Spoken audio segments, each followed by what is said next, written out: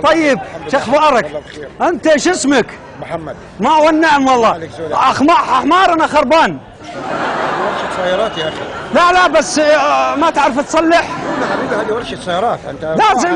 لازم نصلحها. ما حبيبي انت بتتكلم ازاي؟ صح انت ولا نايم؟ هذه ورشة صيانة سيارات. والله شوف ما يمشي من اليوم معي يوم شافكم انطلق عشان صيانة سيارات. اول كان ياكل زين الحين ما ياكل. خلاص شوف تعبان. شوف تعبان.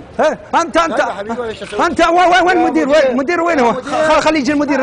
انت ما تعرف انت. انا بقول لك ورشة سيارات تقول لي ورشة. ما تعرف تصلح حمار؟ ما ليش حاطينك ميكانيكي ليش؟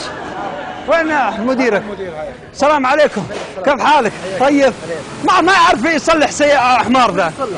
انا بيصلح الحمار حقنا. ابوي دايم يوديه على الورشه يصلح. ما يصلح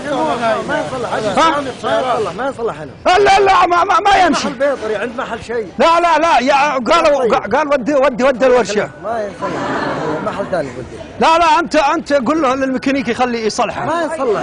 لا يتصلح. شوف رجلينا وشوف ايديه. رجلينا في محل بيطري هناك يصلح له. لا بيطري. خليه يفحصها. خليه يفحصها.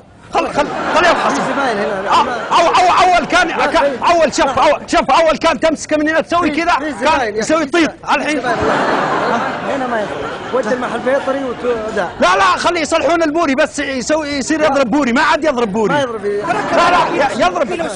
اسمعني خلاص. راح محل ثاني ورشة ثانية تلفونها لك. واحدة الخوي سواقنا. ودي الخوي. خمسة ثانية. خمسة ثانية الخوي. رجع الخلاص.